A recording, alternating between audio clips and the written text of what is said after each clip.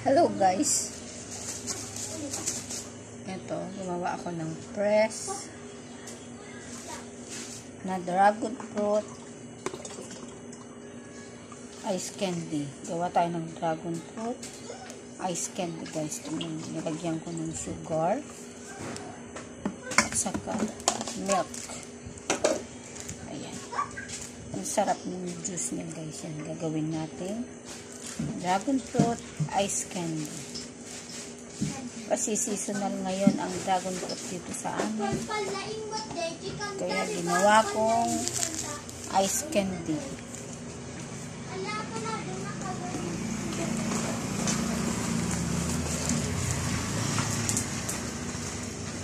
Kasi mainit ang panahon. Kaya ayan, gawa ako ng ice candy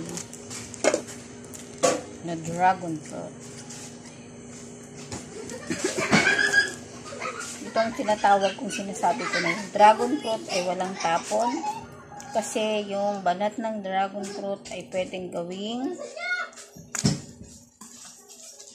jelly. Nai-vlog ko na din yata yung paggawa ng jelly na dragon fruit. Pero itong ice candy hindi pa. Hindi ko pa na-i-vlog yung pag-ano ng dragon fruit ice candy.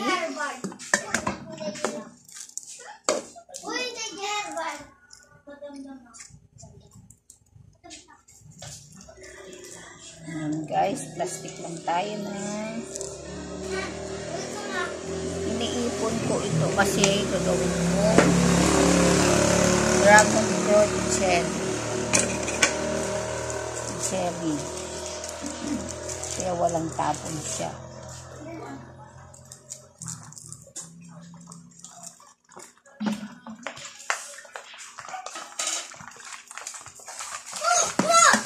Balimon? Namanok man? Ang naradete sa baso.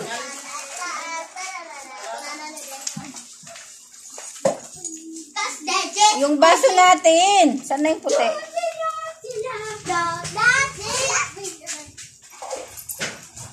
Saan na yung puti, Benson? Tikman din yung dragon fruit na.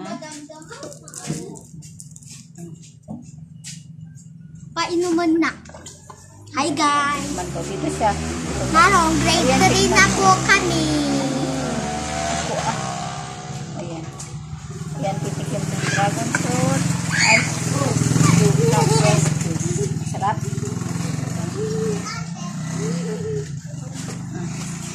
Maasim? Ayaw mo? Maalat! Maalat, ang sarap nga.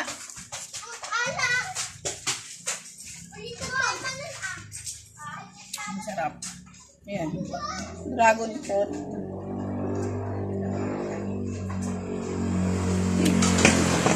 Juice. Maalat ko lang kung nilagay na asin. Itong anak ko sinabi yung maalat. Wala akong nilagay na asin. Asukal at saka milk yung nilagay ko. Nanibago siya sa lasa kasi ang kinakain niya fresh fruits lang. Ngayon, gagawin natin ice candy ngayon.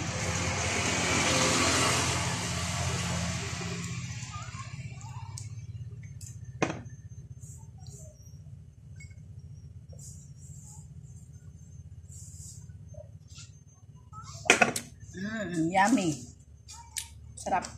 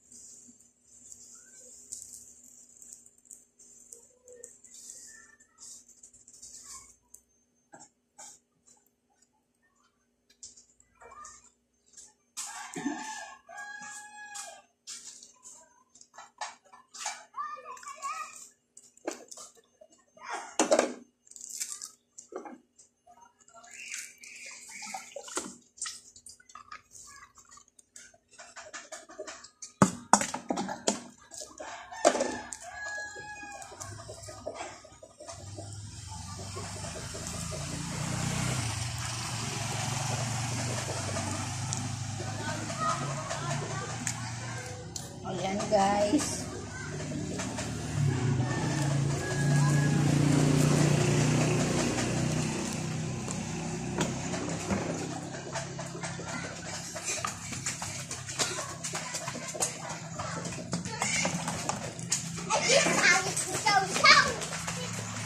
Benson, masagasaan ka dyan, nak, ha? Para pang kasi kami na school.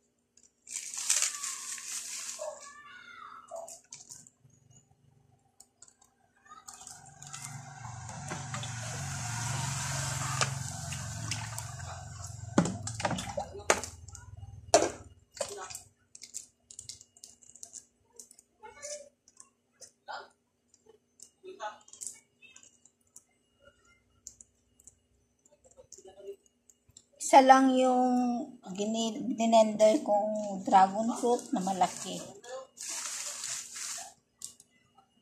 Ilagay ko na lang sa description box kung ilan yung magawa ko sa isang dragon fruit.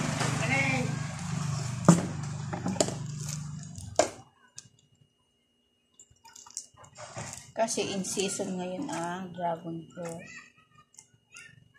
Kaya ilagay ko dun, guys. Please like and subscribe. Thank you for watching. Have a wonderful day. Bye-bye.